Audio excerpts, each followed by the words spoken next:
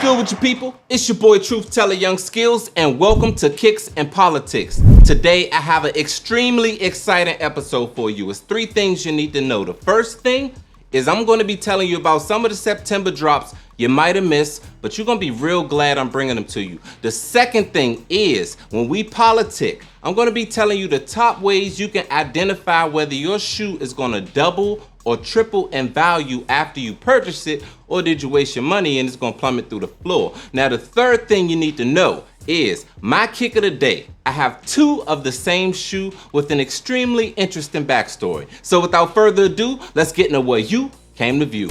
Today we're going to be starting our list off with the Nike Sabrina 1. This shoe right here is the Ionic colorway, but she has this same model in a lot more colorways. They're all fire. This shoe dropped September 1st for $130. Next up, we have the Nike Zoom Vomero 5. This shoe right here dropped September 2nd for $160. The color you're looking at is the Mystic Red colorway. Once again, this is a shoe that has other colorways, but in this case, this is the best colorway. The Mystic Reds, you can't go wrong. $160 is an amazing price as well. Get your hands on it, it already dropped. Moving on to the Nike Dunk Low Premium. This right here is the University Blue colorway. It dropped on September 6th for $120. Now already the prices are moving up the scale just a little bit. So I can guarantee you this shoe right here next year is probably gonna double in price. It's close to the Tiffany Blue colorway almost. But what's interesting to me is that on the toe box of every shoe, it looks like a fingerprint. So I don't know if every single shoe pattern is different. I would love to know. You know, I have to see it on people's feet, which I haven't yet, but I know they're selling out left and right. So it dropped September 6th. Hopefully, if you like it, you'll be able to get your hands on it too. Moving on to the Nike LeBron 4 Graffiti. This shoe right here is an amazing shoe to me. It dropped September 6th as well, but this time, this shoe is $240. It didn't sell out. Now I'm thinking it's because it's $240. When this shoe first dropped, I might be wrong, but I thought it was $200. Anyway, it's $240, still an amazing shoe. I like it a lot. If you like it, you can still get your hands on it. Next up is the Nike KD3 White Gold. I reported this shoe a very long time ago. I feel like I was one of the first people to bring you this news. This shoe dropped September 7th for $130. When I first reported it, I loved the shoe. Now that I'm seeing it out on people's feet, I love it even more. It's an amazing shoe. I just feel like it'd be hard to keep clean, me personally, because I will wear it a lot and I probably have to clean it every single day. Do you like it? Leave your comments below. Mimi players teamed up with Nike and LeBron James to bring you the Nike LeBron 20s.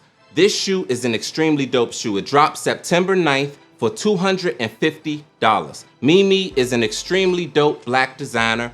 I feel like all of her art and all of her designs are extremely inspirational. So to see her touches on this shoe, I think she did just enough, but not too much, if it makes sense. And I'm gonna be re-reporting this shoe because I wanna do a little bit more research on the design and what was her inspiration specifically in putting this design on the Nike LeBron 20.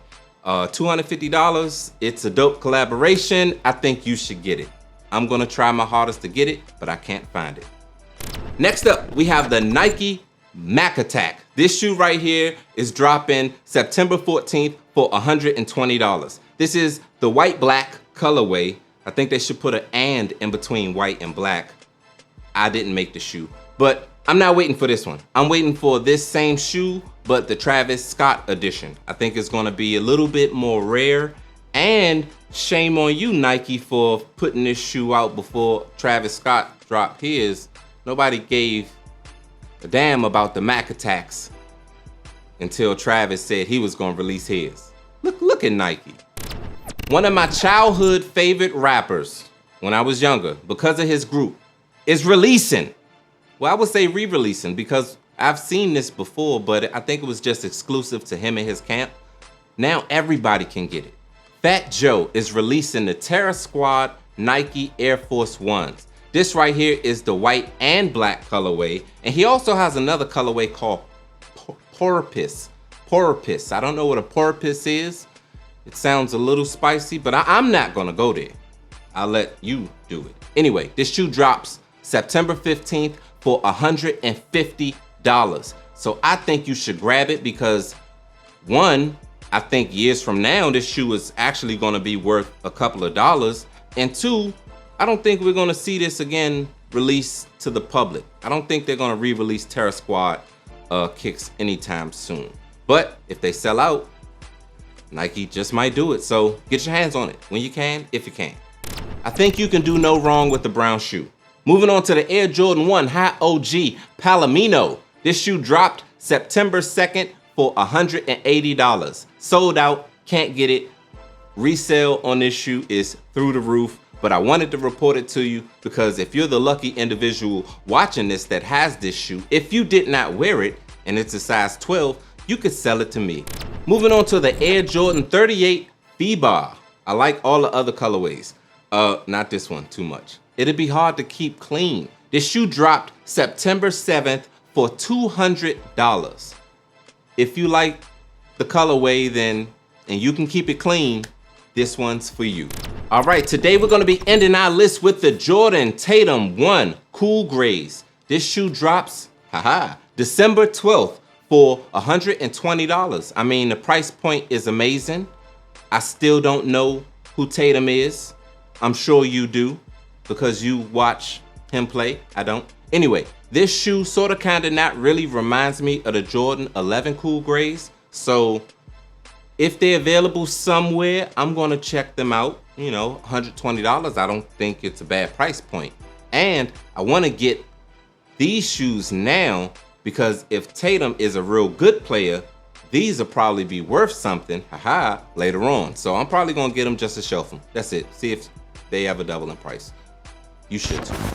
So how do you know whether your shoe is going to double or triple in value, or whether you just bought a brick that's gonna sink to the bottom of the ocean? The number one telltale sign, is it a collaboration with a known artist or celebrity? You can always start there. If you just getting into the sneaker world, or you just wanna buy something because you heard that sneakers do triple and quadruple, centuplet in price over time, look for a collaboration with a well-known designer or a well-known artist. Now, you have artists like Travis Scott. His shoes always double and triple in price. You have an artist like 50 Cent. His shoes are bricks. Not all artists are the same. Not to say that 50 Cent has released a new shoe, but I'm pretty sure that if 50 Cent drops a G-Unit sneaker tomorrow, it will go wood. Unlike his tours that are selling out left and right.